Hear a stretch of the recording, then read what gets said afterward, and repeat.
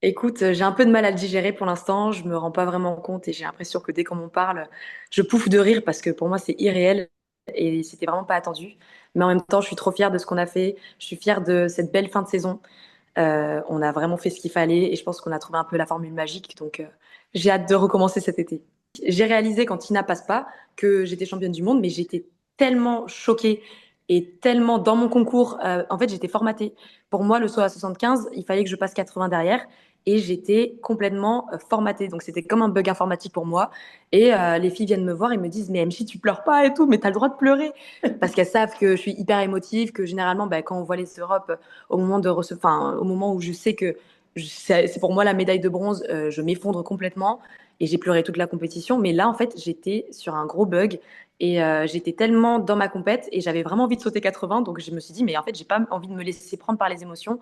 Je célébrerai après. Je, je, je me rendrai compte de tout ça après. Mais en fait, je pense que c'est toujours pas retombé. Donc j'attends encore. Peut-être que dans quelques jours, je me rendrai vraiment compte. Mais je t'avoue que même le lendemain, c'est encore un peu flou pour moi.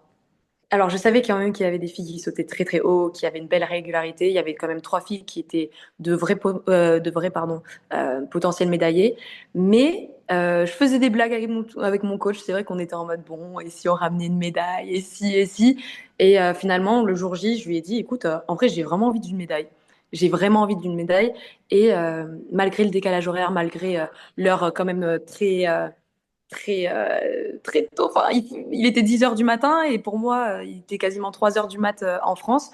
Donc, c'est vrai que c'est pas forcément l'horaire rêvé, mais j'ai quand même réussi à me mettre dedans. Et je pense que l'objectif de sauter haut, parce que moi, l'objectif de la médaille, oui, ça allait potentiellement se concrétiser avec une performance, mais déjà, je voulais sauter haut. Je voulais battre ce record de France, je voulais sauter haut, m'amuser sur ce concours et clôturer la saison en beauté.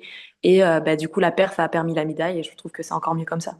Je pense que déjà sur la plupart des meetings que j'ai pu faire en début de saison, il y a eu cette notion de, en fait, je suis légitime. Je suis légitime de sauter avec des filles qui sautent aussi haut. Je me sens à ma place sur les concours et c'était pas forcément le cas avant.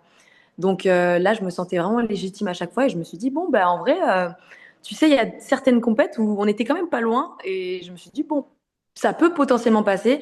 Et ouais, je pense que ce cap, il a été franchi parce que dans la tête, j'ai été en mode guerrière toute la saison. Franchement, je suis fière de l'état d'esprit dans lequel j'étais. Je pense qu'on a bien travaillé à l'entraînement. Je pense qu'on a bien travaillé aussi en prépa mentale. Du coup, j'abordais chaque compétition avec envie et j'avais constamment les crocs en fait. Vraiment pour moi, cette saison, c'était la saison des crocs. Et ouais, je cours toujours après le record de France et là, c'est vrai que je l'égale. Et tu vois, je pense que j'aurai encore l'écro pour cet été pour vraiment le battre et l'exploser complètement. Dès que j'ai changé de perche à 75, parce que premier essai, je décide de prendre une perche un peu plus dure que j'avais touché une seule fois dans ma vie, mais qui n'avait pas été un essai concluant. Donc c'est quand même une nouvelle perche. Je me suis dit, bon, après les 40 minutes, tu sais, de latence un peu technique, parce qu'on avait cassé le poteau, tout ça, je me suis dit, bon, là, il faut y aller franchement. Et cette perche, je savais que c'était la perche qui allait me permettre de passer 75 et potentiellement plus. Donc, je savais qu'avec ça, j'aurais pu passer 80. Et je pense que dans la tête, j'étais en confiance. J'étais honnêtement très en confiance. Et c'est pour ça que je suis pas sortie de mon concours, que j'ai pu faire de belles tentatives à ces barres-là. Et ben, en fait, je suis hyper contente. Et ça donne encore tu sais, ça donne des repères pour la saison estivale. Et je pense que je vais pouvoir me régaler. Et surtout que généralement, la saison estivale, c'est ma saison préférée avec le soleil, le vent, tout ça, on adore. Donc, je vais sûrement me régaler cet été. Déjà, je suis pas mal bavarde. Je sais pas si ça s'est vu sur le concours, mais j'aime bien discuter avec les copines. Ben, je te dis les copines parce que pour moi, c'est au-delà du fait d'être des concurrentes, c'est des filles que j'apprécie vraiment et avec qui j'aime passer du temps. Donc, on est là, on déconne ensemble. J'essaye de toujours rester positive. Je me parle beaucoup aussi à moi-même. Donc, avec, tu sais, des phrases, soit des conseils techniques, soit des phrases un peu rassurantes, des choses qui me motivent moi. Et ben, je crois, enfin, j'ai beaucoup la foi. Donc parfois, ça m'arrive même de prier. Donc c'est tous ces petites choses-là qui me permettent de rester dans ma bulle. Mais c'est vrai que quand même, j'arrive à facilement m'activer et m'éteindre, on va dire, sur un concours, parce que le concours de la perche, c'est un concours où il faut être en mode on-off tout le temps. Il faut pouvoir s'allumer au bon moment et se déconnecter en phase d'attente. Et là-dessus, je pense que j'ai vraiment pris de l'expérience et que je suis capable de déconner avec toi 5 minutes et d'un coup switcher. Et tu vois même sur mon visage que c'est plus la même, mais que je suis focus pour le saut. Et je pense que ça fonctionne bien. Ça fonctionne bien comme ça. Même si parfois, bah, ça se voit pas, mais je le remercie de mon côté et tout ça. Là, c'est vraiment spontané. C'est un geste hyper spontané et de gratitude parce que, bah, en fait, quand tu as galéré, quand tu as vécu des moments pas faciles et que tu t'es réfugié dans ta foi, il y a un moment où quand tout s'illumine, tu as envie de le rendre aussi. Alors, c'est pas pour les autres, c'est pas pour montrer aux autres, mais c'est vraiment pour moi. À ce moment-là, j'ai envie de, de mettre tout ça dans les mains de Dieu et clairement, ça a fonctionné comme ça et c'est mon moteur. C'est aussi franchement un de mes moteurs. Ben, ça représente beaucoup parce que c'est vrai que en termes de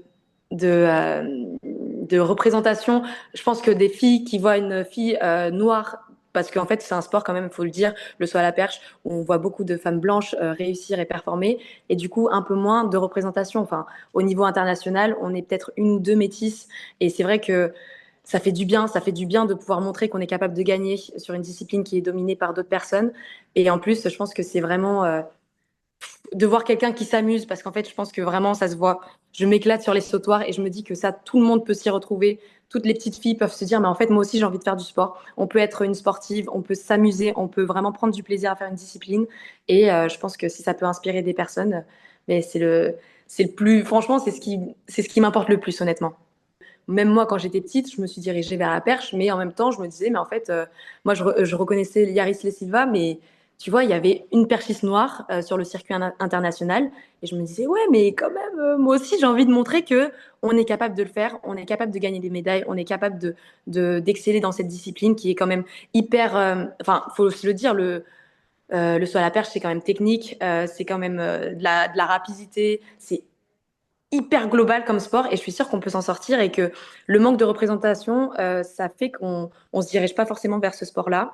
Et là, de se dire, ah, mais en fait, je l'aime bien cette championne. Elle dégage un truc, elle est noire comme moi. En fait, moi aussi, j'ai envie de faire cette discipline. Et bah, si ça peut inspirer des gens, ben, et des petites filles surtout, ben, je le fais avec grand plaisir. Et c'est vraiment un des choses qui me tiennent le plus à cœur, vraiment. Et franchement, c'est trop beau de pouvoir inspirer des jeunes filles. C'est un peu bizarre parce que tu sais, avant d'aller au podium, tu es dans une salle blanche, un peu froide. T'es pas dans le mood d'aller dans un podium. Et c'est vrai que je ne savais pas trop à quoi m'attendre. Je sais que j'étais tellement sous le choc que je me suis dit à tous les coups, je vais même pas pleurer parce que je suis encore choquée et j'ai pas pris la mesure de cette médaille. Mais finalement, je commence à chanter deux, trois paroles et finalement, l'émotion monte complètement. Je me retrouve complètement bouleversée à même plus pouvoir chanter.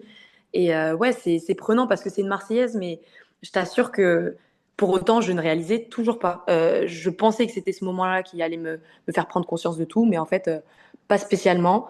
Même si juste la Marseillaise, pour moi, c'est toujours un moment hyper symbolique. Enfin, moi, c'est ma deuxième Marseillaise dans toute ma vie. Donc, je la prends et je la savoure, c'est sûr. Et ouais, c'était, c'était très, très, très intense. Franchement, très intense. Et j'ai encore craqué après le podium. Franchement, heureusement que j'avais mis du waterproof parce que sinon, j'en aurais eu partout. Mais ouais, c'était hyper intense. C'est vrai que ma mère avait pu se déplacer pour le championnat d'Europe à Apeldoorn. C'est vrai que les Pays-Bas, c'est quand même beaucoup plus près. Et puis, je m'attendais pas forcément à avoir cette médaille et ce niveau de performance au championnat du monde. Donc, j'avais pas forcément anticipé sa venue non plus. Je lui avais dit non, mais t'inquiète pas, reste à la maison, tranquille.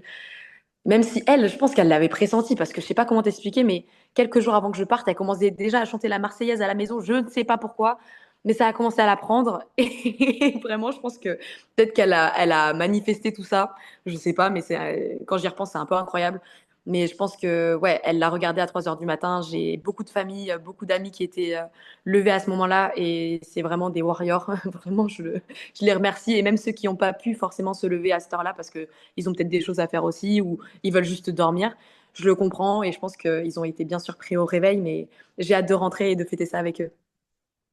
Je pense ma maman, mes sœurs, mon copain, mes copines avec qui je partage tout et avec qui je m'entraîne en fait toute l'année. Je pense que mon groupe d'entraînement globalement, le groupe OPA, je pense qu'ils sont un peu tous choqués et que ceux qui vraiment se sont levés le matin avec l'info ont dû vraiment et même tout le monde, hein, toutes les personnes qui ont dû voir ça le matin ne devaient pas s'y attendre. Mais ouais, je pense que c'est les personnes qui sont les plus fières et celles qui me soutiennent tout le temps, tu vois. Même quand ça allait pas, même quand j'étais vraiment au fond du gouffre, c'est des gens qui étaient là et qui m'ont toujours soutenue et qui m'ont toujours fait prendre conscience de mon potentiel. Donc, c'est avec eux aussi que je vais le fêter avec le plus de cœur, tu vois. Bah oui, il va falloir que je fasse un petit peu un reset et que je réadapte un peu tout ça parce que forcément, avec cette médaille, on prend une autre dimension. Mais pour l'instant, ouais, je m'étais forcément dit que ça serait quand même sympa de base de faire une médaille à Tokyo, mais peut-être que je vise une autre couleur de médaille du coup que celle que j'avais en tête. Après, il faut savoir que là, sur ce championnat-là, il manquait quand même le podium olympique. Donc, ça fait quand même des filles qui sautent très haut et qui sont très régulières en moins.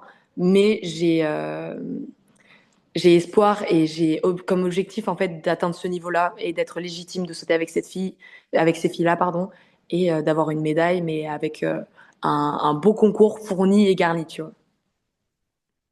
Et Alors, forcément le record de France battu, explosé. Je veux plus entendre parler de 75, 76. On veut du 80, on veut aller au-delà de 80.